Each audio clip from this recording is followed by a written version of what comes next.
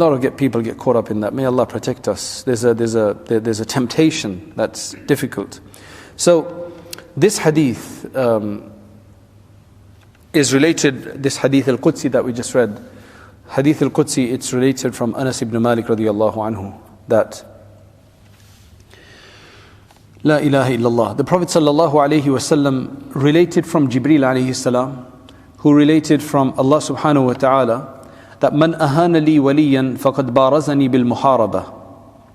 So that's the beginning of the hadith that I just mentioned earlier, that whoever humiliates,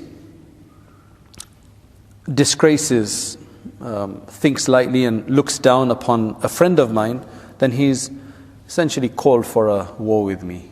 He's declared a war with me. And then it carries on. It's a hadith related by Abu Ya'la, Bazzar, Tabarani, and Ibn Abi Dunya in Kitab al-Awliya, in a book called Kitab al-Awliya. So this is what a person should think. This hadith tells us that what a person should think, which is that if Allah has... I dealt recently with a person who has a very advanced position in a particular field of research, like cutting edge, extremely important research, that is a really important, it's a really important aspect of human life and research, and he's made a lot of money in that. But he's become religious and turned to Allah subhanahu wa ta'ala, and now I think it's the shaitan who came to him and said, you need to give all of this up, go and retreat somewhere. And I spoke to him, I had him speak to another big sheikh, and it ended up that we both said to him that it's a mistake what you're making, because you may feel fine about it for a few months afterwards, and then you start missing it because you're not used to that.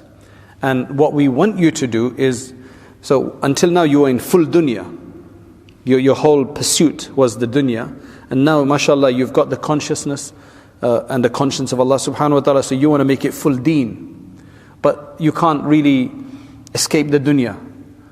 You just have to make sure it's not in your heart. And what you have is an asset that you can help a lot of people with, both in terms of influence of position and the expertise and the money. You know, there's a lot that you can do. So what we need you to do, and this is what the accomplishment is, that you marry the two together.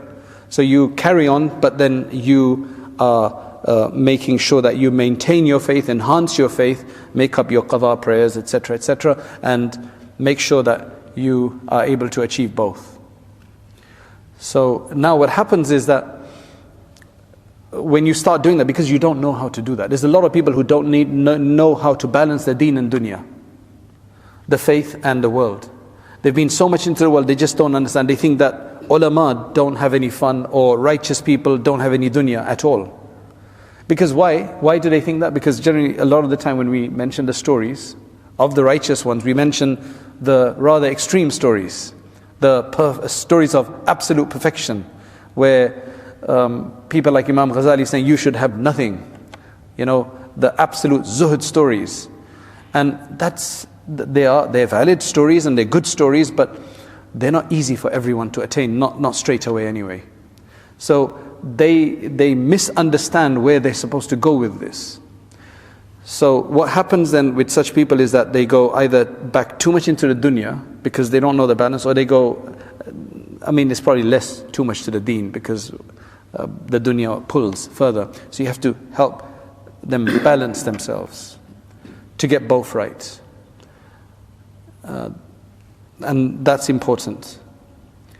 Then their work will become, their dunya will become deen. When they're doing that for the right reason, that will become a source of reward for them as well, because you just have to change the intention now. So why give something like that up?